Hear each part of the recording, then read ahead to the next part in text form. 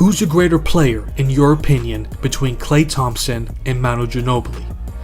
Now keep in mind, I'm not talking about who would win in a game of one-on-one. That's not what this versus battle is all about. We're talking about career for career. Who would you have higher in your all-time greatest players list? Make sure to comment your opinion to put your perspective on the matter. Let's first talk about their numbers. Klay Thompson's career averages are 19.5 points per game on 45.9% shooting, 41.9% from the three, 3.5 rebounds per game, and 2.3 assists per game. For Manu Ginobili, it's 13.3 points per game on 44.7% shooting, 36.9% from the three, 3.5 rebounds per game, and 3.8 assists per game. Now you'd give the edge here to Klay Thompson, as the numbers show that he's the better scorer than Ginobili is. Klay has averaged over 20 points per game for 5 total seasons. The most Ginobili has averaged for a season is 19.5. However, it should be noted that Manu has played as the sixth man for the Spurs for 33% of the games that he's played in his career. So even with averaging only 25.4 minutes per game, he still is a better all-around player than Thompson is. Klay's job with the Warriors is mostly to score and to stop the opposing team's best wing player. Meanwhile, Ginobili was much more active with creating scoring opportunities for his team. So they both have a lot to offer for their respective teams. Thompson has made the All-Star team 5 times compared to Ginobili's 2, but they've both been selected to the All-NBA 2 times. Sticking with the numbers, we'll now look at the advanced metrics that each player has produced. Now we won't look at what they've accumulated for their careers, since Manu obviously has the advantage with the long career that he had. So we'll just look at their best seasons and who's performed better at their peak. And Ginobili is the runaway here. You can see that he's racked up a higher win shares, box plus minus, value over replacement player rating, and PER. Even his true shooting percentage is better than Klay's. So this really gives us an idea of how valuable Manu was for the Spurs during their dominant run. But if you're making the case for Klay Thompson, you would surely bring up all the legendary games that he's been a part of. You're talking about scoring 60 points in just 29 minutes of play against the Pacers, the 37 points in one quarter against the Kings, then the 14 made 3-pointers that he made in 3 quarters, which is the all-time record. For Ginobili, his career high is 48 points. Not bad, but I mean, come on. Klay Thompson easily has had much more legendary performances. But now let's talk about their performances in the playoffs. Manu has 4 titles and Klay has 3.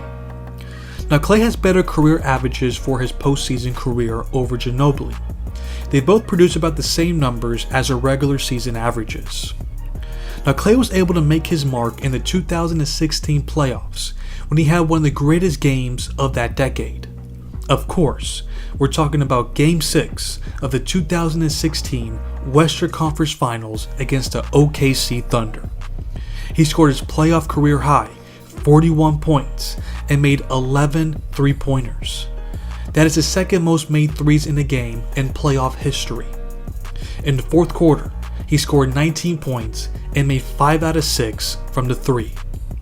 You can say that he changed the course of NBA history with that game, as it played a big role of Kevin Durant leaving the Thunder to join forces with the Warriors. But what about Manu Ginobili?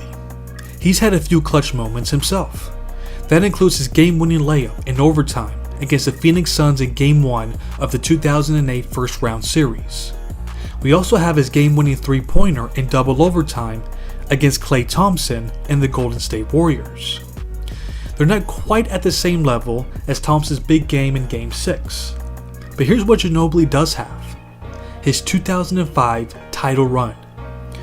He averaged 20.8 points per game on 50.7% shooting, 5.8 rebounds per game, and 4.2 assists per game. And these were the advanced metrics that he produced for that postseason. 4.2 win shares, a 2.2 value over replacement player rating, 9.2 box plus minus, and a 24.8 PER. That is currently the 31st highest playoff win shares for a single postseason in history. That is higher than what Michael Jordan posted in 1992, what Magic Johnson posted in 1988, and what Stephen Curry posted in 2015. And his 2.2 value over replacement player rating also ranks as the 31st highest in playoff history. So it's not an exaggeration to say that he had one of the best playoff runs ever, and it's a fact to say that he was the most valuable player for the Spurs in the playoffs. Klay Thompson has never produced historic numbers like that in any of his playoff runs, other than making the most three-pointers for a single postseason in 2016. We can go all day talking about how legendary these two players are, but this is the gist of it. So for me, I would take Manu Ginobili over Klay Thompson in my all-time greatest players list. But if you got Klay Thompson and I'm missing something that I didn't mention in the video, then you can let me know in the comment section.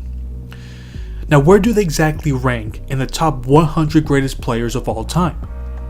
What about the 2017 Warriors or the 2014 Spurs?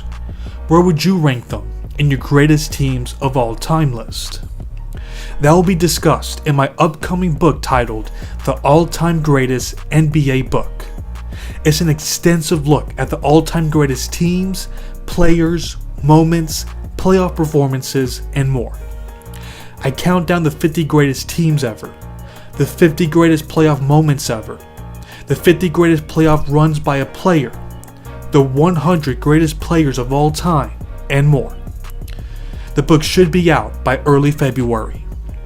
If you would like more information about the release and content of this book, I would ask if you could subscribe to my Basketball Universe channel. I have the introduction of the book available publicly for you all to enjoy, where I talk about the concept of the whole book. I talk a little bit about myself, and I also talk about how the career and death of Kobe Bryant helped me realize what my standard of greatness is. It would be greatly appreciated if you all can click the link and read the first portion of the book. And if you enjoyed today's content, don't forget to like the video. Thanks for listening.